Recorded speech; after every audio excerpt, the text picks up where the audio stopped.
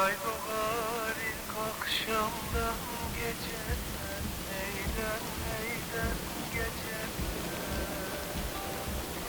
Şavkı vurur pencereden, bacak dağlar kaşınmış, yolcu üşümüş, nasıl edem. Uykusuz mu kaldın dünkü gece, neydem neydem gece. Uyan uyan yar sineme, sar beni, dağlar kaşınmış, yolcu üşümüş, nasıl edem. Uyan uyan yar sineme, sar beni, dağlar kara, açma yara, eşya.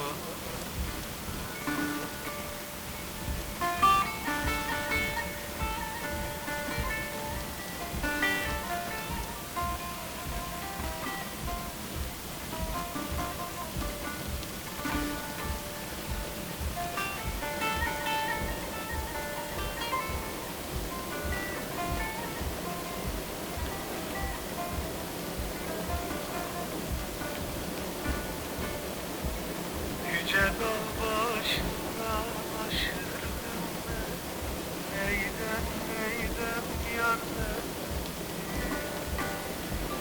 Tükenmez dertlere düşürdüm ben, dağlar kaşınmış, yolcu üşümüş, nasıl edem.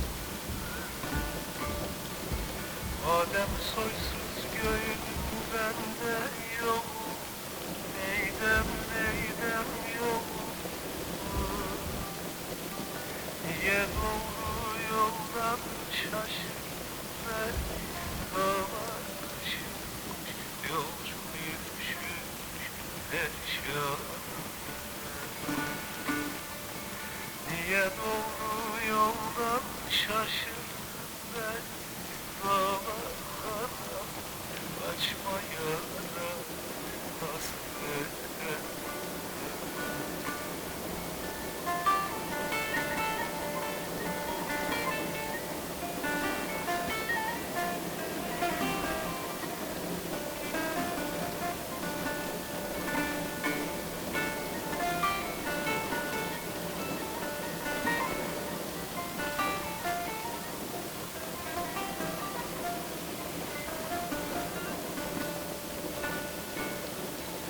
Aşağıdan gelir eli boş değil, neyden neyden boş değil.